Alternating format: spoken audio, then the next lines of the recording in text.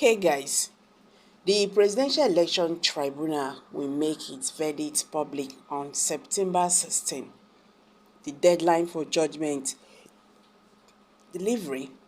A reliable source disclosed this information on Sunday.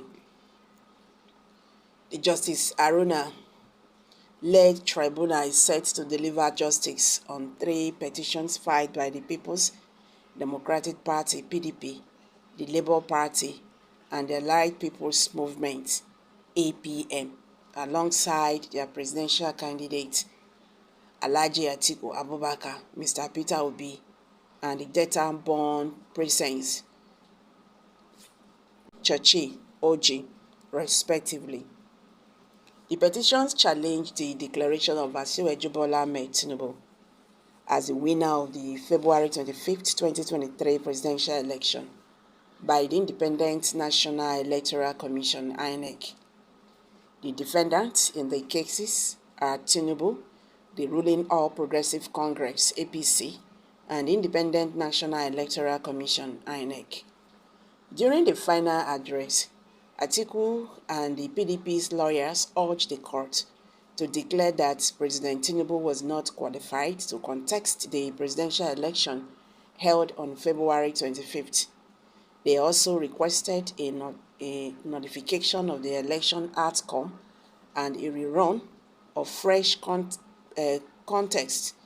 Atiku and his party alleged that INEC bypassed the technological innovations introduced by the purpose of the 2023 general elections, despite receiving over 355 billion for the conduct of the election. They contended that INEC acted in breach of the amended Electoral Act when it refused to electronically transmit the results of the presidential election.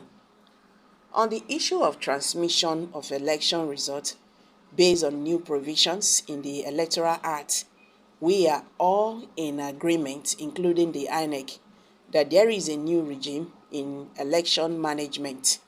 The essence of the innovation was to enhance the transparency in the collation of results, which was an area that we usually had problems and not the actual election, and secondly, to enhance the integrity of results declared. We agreed that INEC had an option, and we brought video evidence from the INEC chairman showing that the electoral body indeed chose an option. It is our contention, and it is here in evidence that witnesses admitted that result from the National Assembly election was transmitted, but that of the presidential election was not. My lords, in a situation like this, the burden shifts on INEC to explain. It is not on the petitioner to explain why there was such technical glitch. We urge this court to hold that there was a deliberate non-compliance. The substantiality of the non-compliance lies on the national spread of the non-transmission of results. It was national and not limited to a certain polling unit, Uche San added.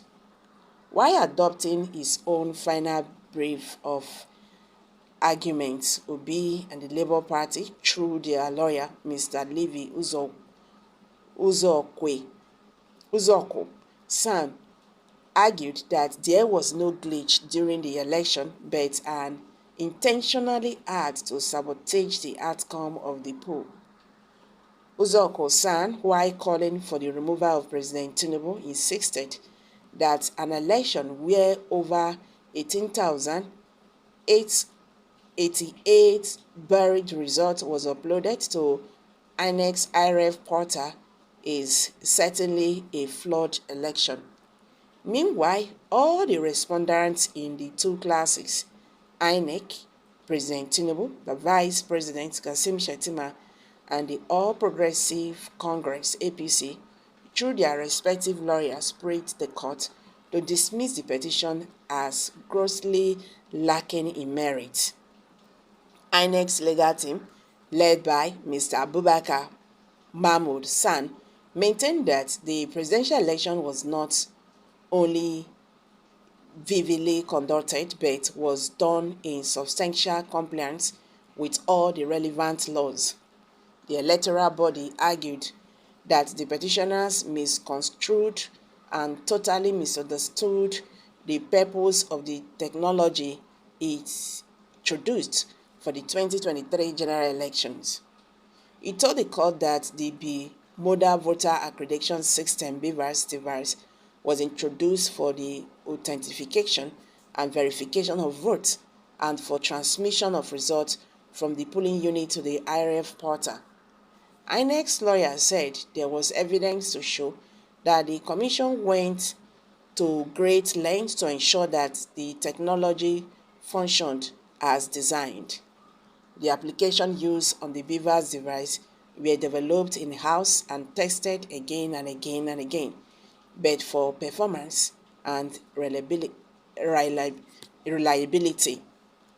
The intention of these first respondents to conduct a world-class election is clear from the evidence that was placed before this court, he insisted. Well, the tribunal have dismissed that 16th of September is not the day of the verdict, okay? It's not the day they are going to, give the final verdict. But though this was the publication that was out, that said the tribunal will, deliver judgment on the 16th of September, but they said no, it's not 16th of September, but Nigerians are still expecting them to give dates when, that will be. So guys, I'm dropping it here. Kindly share your thoughts below the comment section. Please do not forget to subscribe.